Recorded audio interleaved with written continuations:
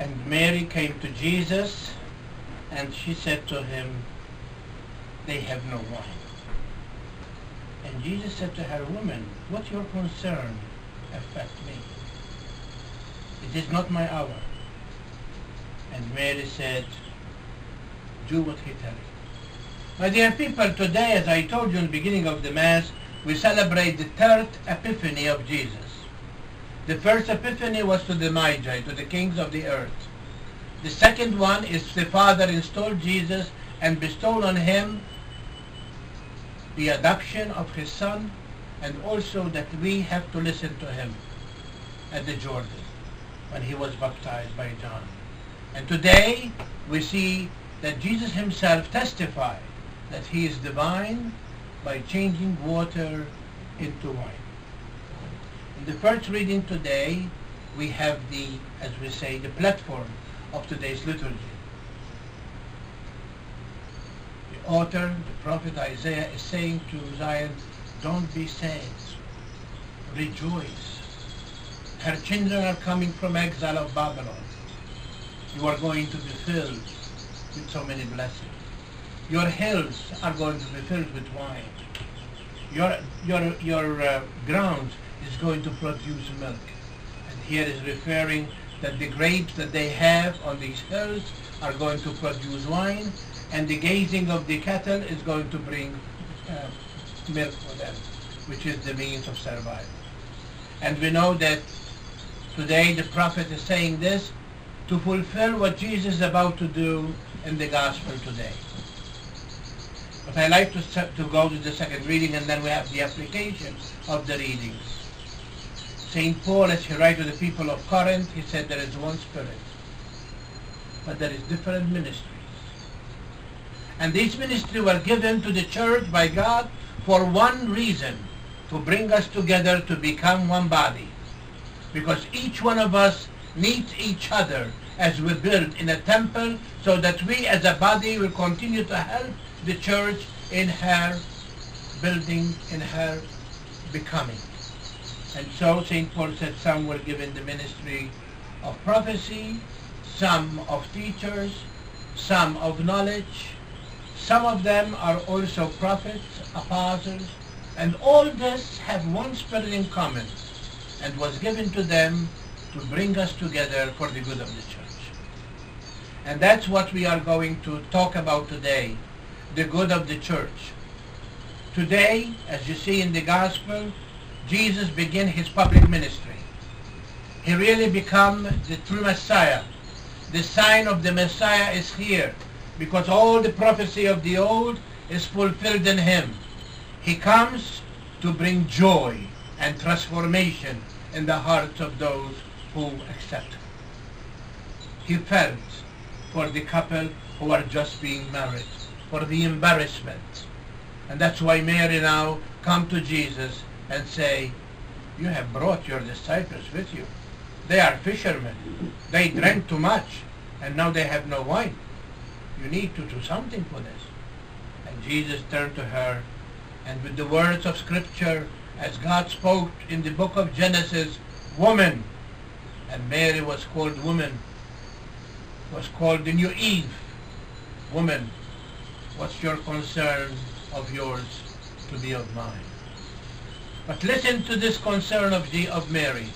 Although Jesus, although he was participating in the joy of this wedding, because he was eating with them, talking to them, all of a sudden we feel the mercy of Jesus comes through. And the heart of Jesus was so broken for this couple that he went in front of these jars that the waiters filled them with water. And as the fathers of the church say, when the water saw Jesus, they blushed, and they come wine. And he said, give it to the head waiter. And the head waiter again explained, how come you left the good wine till now? This is not the normal one. Because this is what Jesus came to do. He took the old and renew it. And the old is good, but now the new is better. And this is what he wants to teach his disciples, that the mission of Jesus was a walk towards that Calvary. And before he goes to the cross, He is going to change that wine into his own blood, which will be a drink that each one of needs on the journey towards our destiny. Jesus at this wedding, he also blessed the wedding, the Christian wedding. Jesus wants us to celebrate and wants us to come together with the groom and bride. We will be ready to celebrate with them as we congratulate them the best of good days. In the old days, the responsibility of the groom was to provide wine. And it was very embarrassing from the groom to be at his wedding and his wine is short. And so Jesus came into fashion. And now Jesus, the new groom, he is bringing us new wine that he is going to present to us at the wedding feast that all of us are called to. If you look at Scripture, we see that the wedding is something very special in the eyes of God.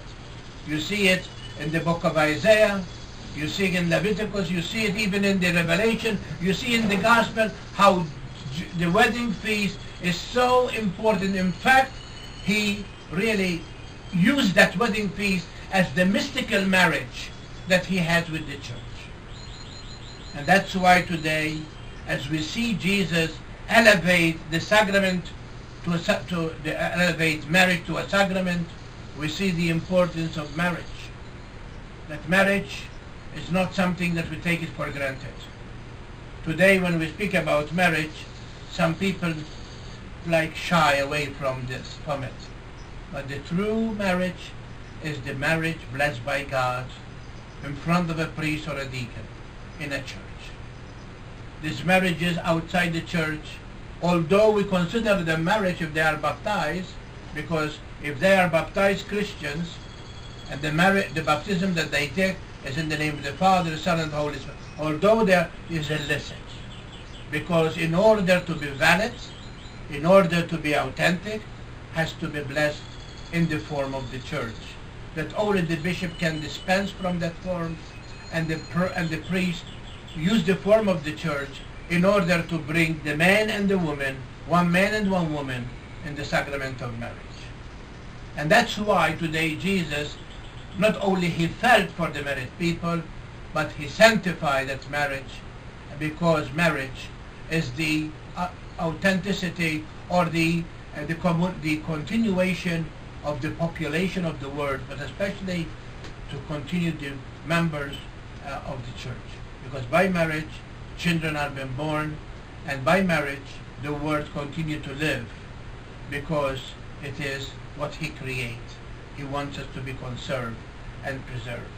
And so today, as we go to celebration of the Mass, what does Jesus wants to do in us to transform us? He say to us, the old is over, the new is now. In the waters of baptism, you enter to die to yourself. And from that waters of baptism, you rise to be a new creation. And now that you are Christos, that now you are another Christ, live as Christ. And what is it? That you are going to uphold the commandments of God. You are going to uphold the teaching of the gospel. You are going to be obedient to the church, as he himself has sent the apostles, that whatever they do on earth will be bound in heaven. And number 4, they live what they believe. And this is really the transformation that we need to do. Each one of us, because of our human flesh, we still have those defects in our body, because we are inclined to evil.